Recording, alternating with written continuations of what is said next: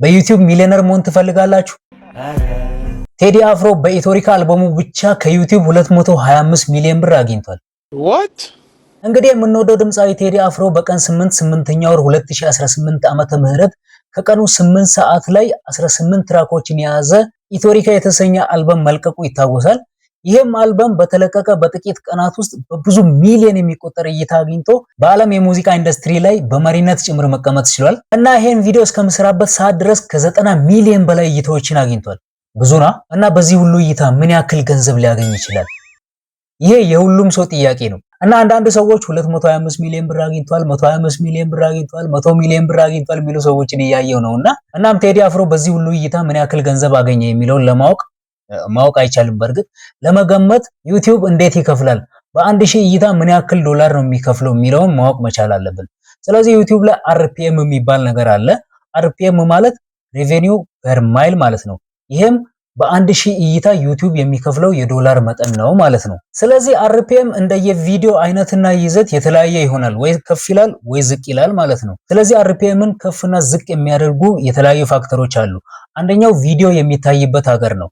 ለምሳሌ የቴዲ አፍሮ 90 ሚሊዮን እይታ ሙሉ በሙሉ እይታው ከኢትዮጵያ ቢሆን ቴዲ አፍሮ ምንም ብር አያገኝም፣ 0 ብር ነው የሚያገኘው። ለምን? ኢትዮጵያ የዩቲዩብ ፓርትነር አባል ስላልሆነች ከኢትዮጵያ የሚታይ ምንም ቪው ገንዘብ አያስገኝም ማለት ነው። ሌላኛው አርፒኤምን ከፍና ዝቅ ከሚያደርጉ ነገሮች አንዱ የቪዲዮ ርዝመት ነው። ቪዲዮ 8 ደቂቃና ከዛ በላይ ሲሆን አርፒኤሙ ከፍ ይላል። ለምን? በቪዲዮ መሃል የሚገባው የማስታወቂያ ቁጥር እየበዛ ይሄዳል ማለት ነው።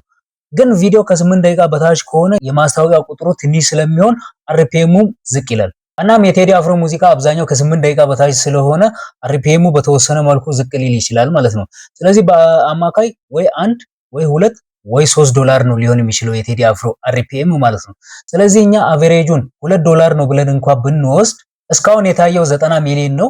90 ሚሊዮን ሲካፈል ለ1000 ሲባዛ በሁለት አድርገን ምን ያክል እንዳገኘ ማወቅ እንችላለን ማለት ነው። ስለዚህ 90 ሚሊዮን ሲካፈል ለ1000 ሲባዛ በሁለት 180,000 ዶላር ይሆናል። ስለዚህ ቴዲ አፍሮ እስካሁን ከታየው እይታ ላይ 180,000 ዶላር ሊያገኝ ይችላል ብለን መገመት እንችላለን ማለት ነው። ስለዚህ አሁን ላይ ባንክ ላይ ባለው ምንዛሬ 1 ዶላር 155 ብር ነው። 155 ሲባዛ 180,000 27 ሚሊዮን 900 ሺህ ብር ነው የሚሆነው። እናም ከዚህ ከ27 ሚሊዮን 900 ሺህ ብር ላይ 10% የሚሆን ያው ዩቲዩብ ታክስ ይቆርጣል። 10%ቱ ሲቆረጥ 25 ሚሊዮን 110 ሺህ ብር ነው ቴዲ አፍሮ እስካሁን ካለው እይታ ሊያገኝ የሚችለው ማለት ነው። እና እኛ አርፒኤሙን አቨሬጅ 2 ዶላር ብለን ስለወሰድን ነው እንጂ ምናልባት አርፒኤሙ ከፍም ሊል ይችላል ዝቅም ሊል ይችላል ማለት ነው። ለምሳሌ አርፒኤሙ 1 ዶላር ሆኖ ከሆነ በግማሽ ይቀንስና የሱ ገቢ 12 ሚሊዮን 500 ሺህ ብር ይሆናል። አርፒኤሙ 3 ዶላር ከሆነ ደግሞ ወደ 37 ሚሊዮን ብር ሊያገኝ ይችላል ማለት ነው። እና አንዳንድ ሰዎች እንደሚሉት 200 ምናምን ሚሊዮን 150 ሚሊዮን ምናምን የሚለው እንደዛ ሊሆን አይችልም ማለት ነው። እና ይሄ በአማካይ ዩቲዩብ ለቴዲ አፍሮ ሊከፍለው የሚችለው የገንዘብ መጠን ነው ማለት ነው። ነገር ግን ሱፐር ታንክስ የሚባል ነገር አለ። ሱፐር ታንክስ ምንድነው?